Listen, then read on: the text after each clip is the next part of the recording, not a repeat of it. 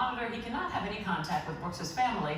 And the bond hearing was virtual, of course, because of the coronavirus pandemic. Now, we are also hearing from a veteran Atlanta officer about how the charges of Brooks's death are affecting the force. He told Channel 2's Michael Seiden that he no longer feels safe doing his job, and now he's preparing to quit. It's been an emotional roller coaster, like to the point where I've been in tears because that's how much I feel and love this job.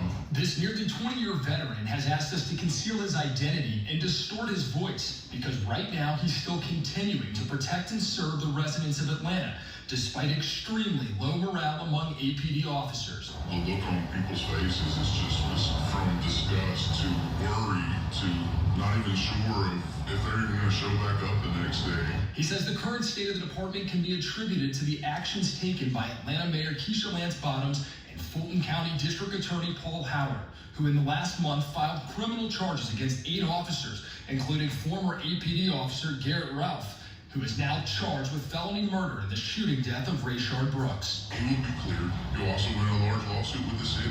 They absolutely abandoned him and just hung him out to dry for whatever political reasons. In an interview Friday with Channel 2 Action News anchor Justin Farmer, Mayor Bottoms defended her position. I just hope that our officers remember the oath that they made to our city, and that was to protect our citizens, and it's not always going to be easy. Especially after DA Howard announced the charges against the officers. Nearly 170 APD officers called out sick over a 4-day span in what was dubbed as the blue flu. But we don't see color. We see blue. We love each other. Still, that hasn't stopped veteran officers from calling it quits. According to APD records, 2 officers resigned in January, 5 in February, 2 in March and April.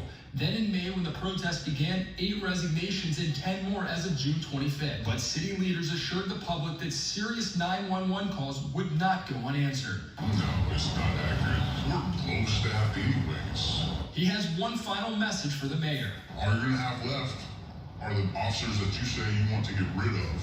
And that's going to be your legacy. Destruction in the city, not being able to make a good decision. Michael Seiden, Channel 2 Action News. Here is a live look right now at the Gwinnett County Jail. This is the parking lot area where we are awaiting the release of that former officer.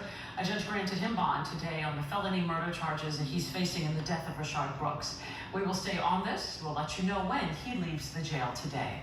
More details on the other officer charged in the shooting. This is video of Officer Devin Brosnan after he bonded out at the Fulton County Jail last week. Brosnan is accused of aggravated assault and violation of oath.